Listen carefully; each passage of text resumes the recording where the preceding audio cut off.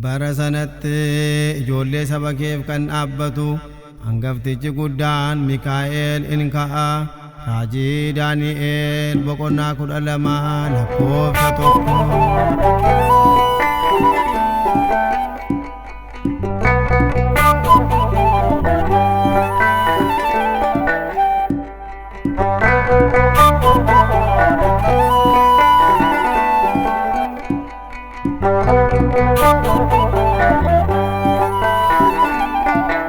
Mikaa'el abbako na guddifte taate oolmaa kee dubbadha wanta jikirratti yaa ergama gaarii nurra dambayeene kootu nu gargaari Gabri'eeli wajjin. Mikaa'el abbako na guddifte taate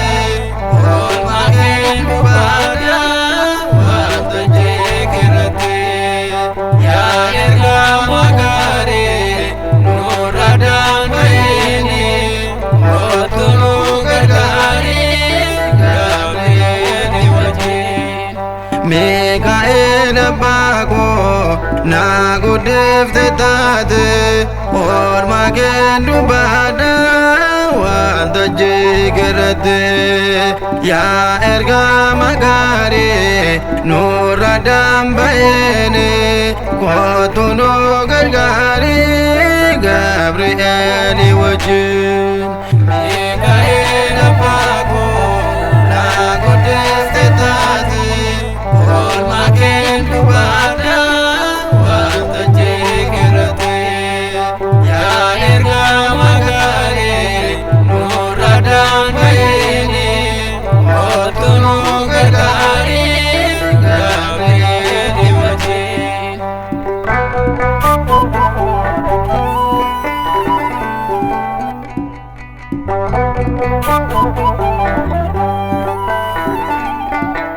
Mikaa'el abbako guyyaa duumessaanii Mikaa'el abbako guyyaa ifa keetiin Mikaa'el abbako yaa ergama gooftaa Mikaa'el abbako saba kee ni baasta Mikaa'el abbako.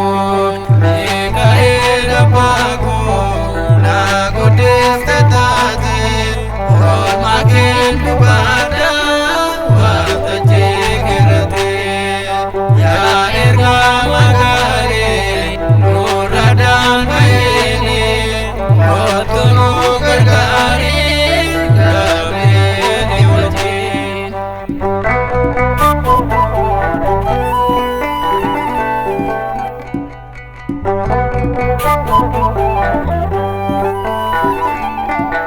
Mikaa'el abbako baay'inaan hin gargaarte Mikaa'el abbako deemsa isaa karaatti Mikaa'el abbako du'aaf kan qophaa'e Mikaa'el abbako jireenyaatti baa'e Mikaa'el abbako.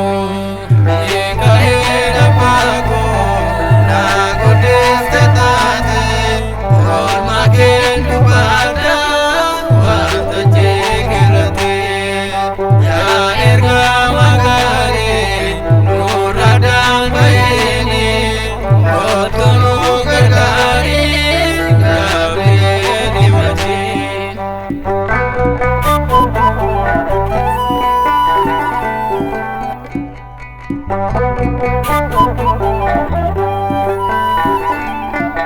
Mikaa'el abbako yaa ergama gaarii Mikaa'el abbako kootu nu gargaari Mikaa'el abbako seewamaa jirraate Mikaa'el abbako ijoolleen kee marti Mikaa'el